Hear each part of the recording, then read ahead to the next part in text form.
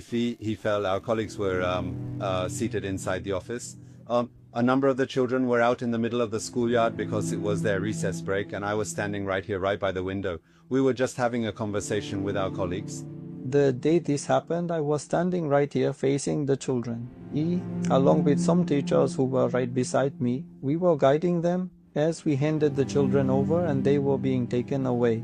At that very moment, we were just about to send the children off. To help alleviate some of their stress, he was playing with the kids right here. The children were making their way towards the classroom when, all of a sudden, a truly terrifying sound was heard.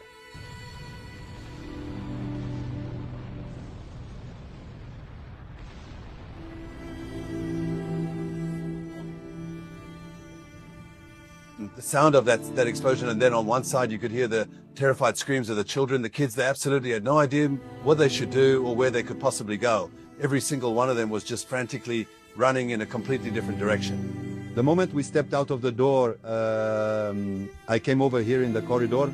Our colleagues who had been waiting in the courtyard, they were with the children. We saw them approaching, so we opened this door and the children came inside. We then brought everyone to safe shelter areas, again to a spot where we believed there was a possibility they might launch another rocket or something.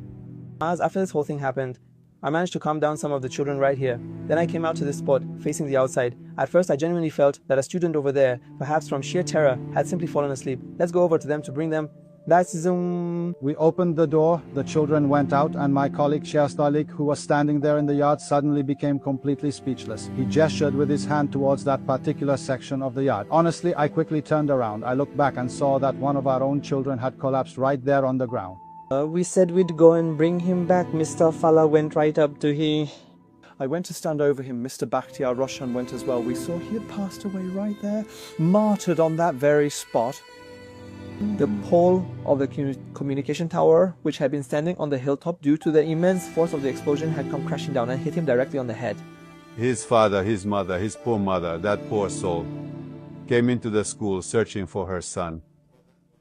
That time, honestly, the first time I told her we had sent him away, he was gone, but then she came back again. I couldn't bear it any longer. I told her that her child had fallen right here. It was already over. He was martyred. Despite all the weeping and lamenting, the shouts and screams, he was martyred. Then his father came. I couldn't tell him because they had taken the child. I just couldn't. I told his father, go home, just go. I tried so hard not to cry in front of him, but then I just told him to go home.